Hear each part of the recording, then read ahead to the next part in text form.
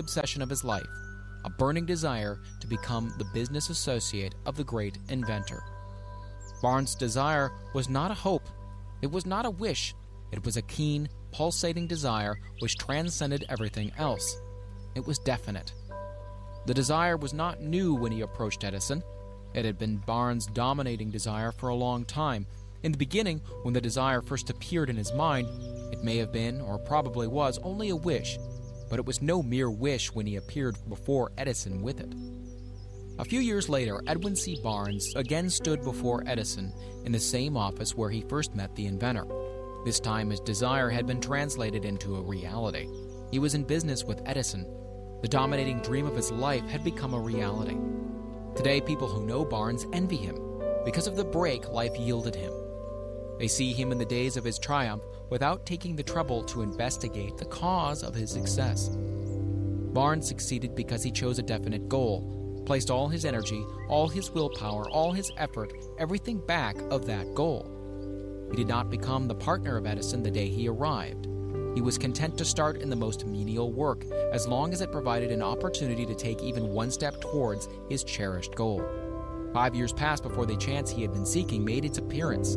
During all those years, not one ray of hope, not one promise of attainment of his desire had been held out to him.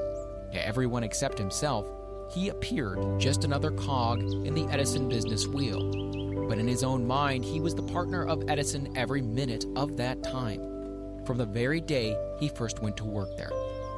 It is a remarkable illustration of the power of a definite desire. Barnes won his goal because he wanted to be a business associate of Mr. Edison more than he wanted anything else. He created a plan by which to attain that purpose, but he burned all bridges behind him. He stood by his desire until it became the dominating obsession of his life and finally a fact. When he went to Orange, he did not say to himself, "I'll try to induce Edison to give me a job of some sort." He said, "No, I will see Edison and put him on notice that I have come to do business with him." He did not say, "Oh, I'll work for a few months, and then if I get no encouragement, I'll just quit and go get a job somewhere else." He did say, "No, I will start anywhere. I will do anything Edison tells me to do, but before I'm through, I will be his associate." He did not say, "I will keep my eyes open for another opportunity in case I fail to get what I want in the Edison organization." No, he said, "There is but one thing in this world that I am determined to have, and that is a business association with Thomas Edison. I will burn all bridges behind me and stake my entire future on my ability to get what I want." He left himself no possible way of retreat. He had to win or perish. This is all there is to the Barnes story of success.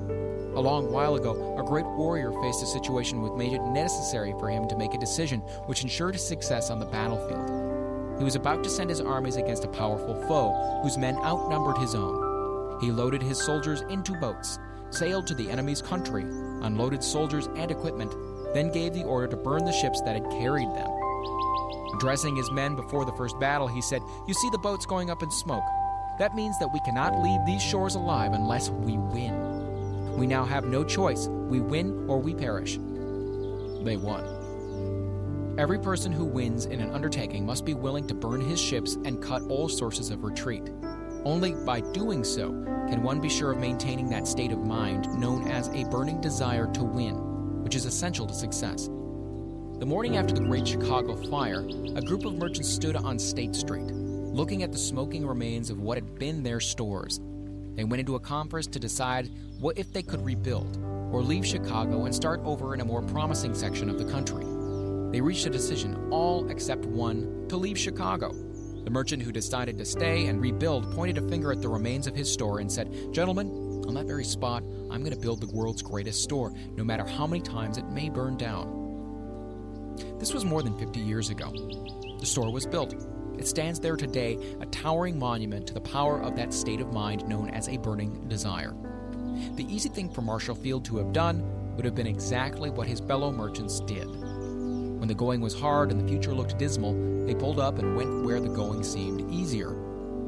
Mark well this difference between Marshall Field and the other merchants, because it is the same difference which distinguishes Edwin C. Barnes from thousands of other young men who have worked in the Edison organization.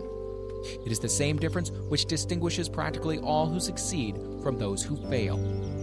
Every human being who reaches the age of understanding of the purpose of money wishes for it. Wishing will not bring riches, but desiring riches with a state of mind that becomes an obsession, then planning definite ways and means to acquire riches, and backing those plans with persistence, which does not recognize failure, will bring riches. The method by which desire for riches can be transmuted into its financial equivalent consists of 6 definite practical steps. These: first, fix in your mind the exact amount of money you desire. It is not sufficient merely to say, "I want plenty of money." First, be definite as to the amount. There is a psychological reason for definiteness, which will be described in a subsequent chapter. Second, determine exactly what you intend to give in return for the money you desire. There is no such reality as something for nothing. Third, establish a definite